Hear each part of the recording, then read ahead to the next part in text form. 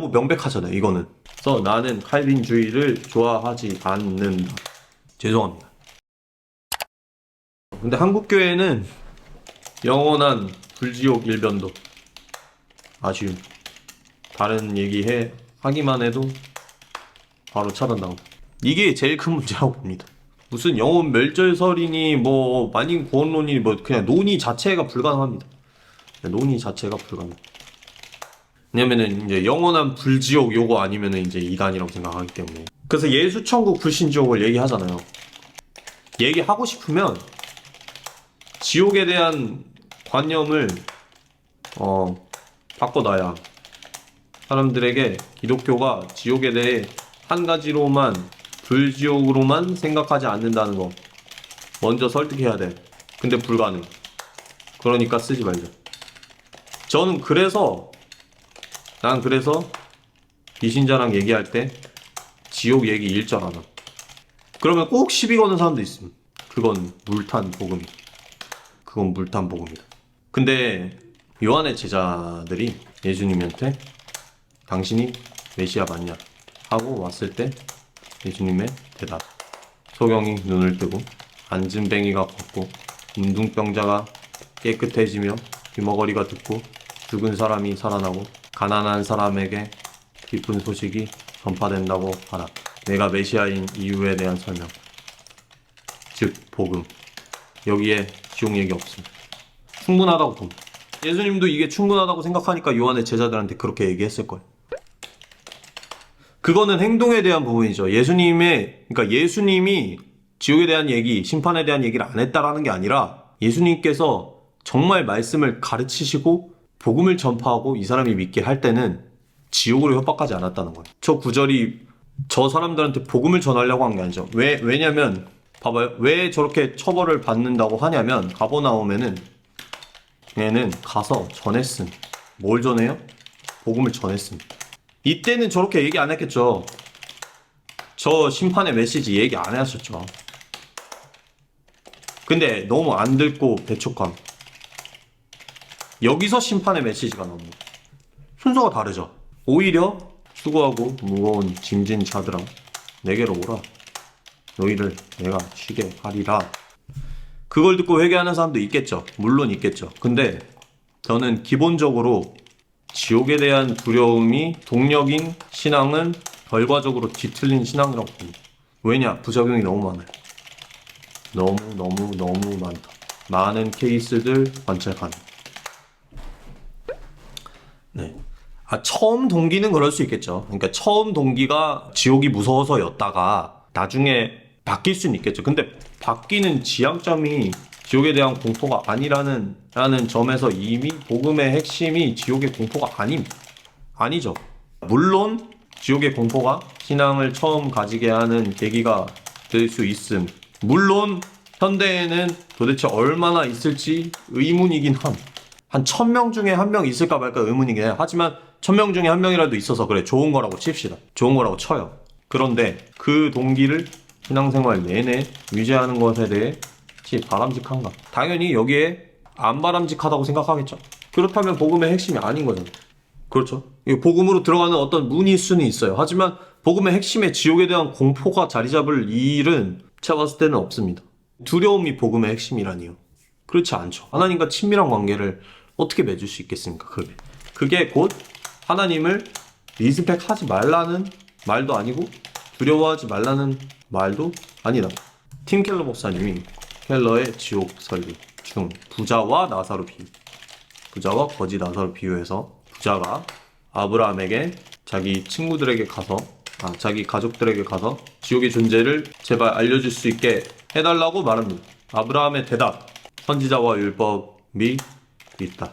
그 말인즉 그걸로 안 믿었으면 지옥의 공포로는 믿을 수 없다. 이 말은 지옥의 공포를 통해서 복음을 처음 믿게 되는데 들어올 수 없다. 혹은 뭐 교회에 발을 들일 수 없다라는 말이 아니라 그것만 가진 상태는 온전한 신앙이 아니란 거죠. 그럼 말 나온 김에 더 얘기해 볼게요.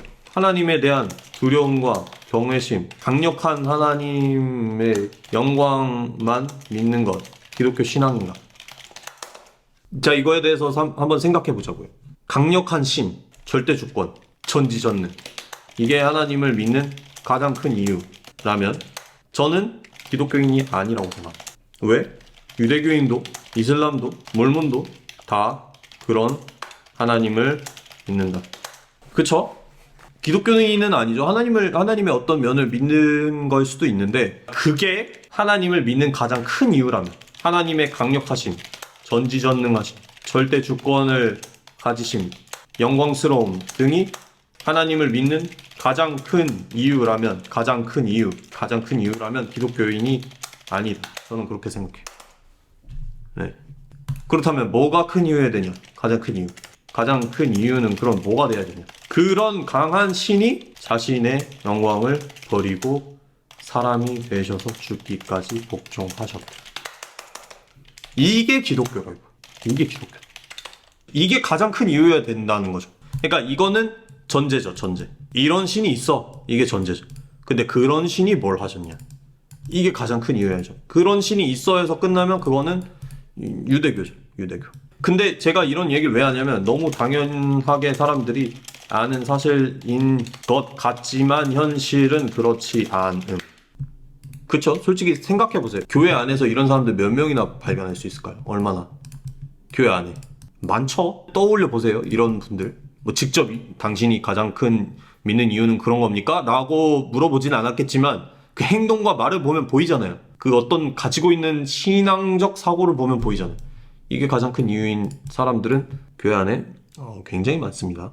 근데 저는 죄송하지만 아직까지 기독교인은 아니라고 생각합니다. 그게 남의 신앙을 판단하는 게 아니라 어떤 내용적으로 너무 명백하잖아요. 이거는. 그래서 나는 칼빈주의를 좋아하지 않는다. 죄송합니다. 칼빈주의가 전부 그런 얘기 아닌 거 암.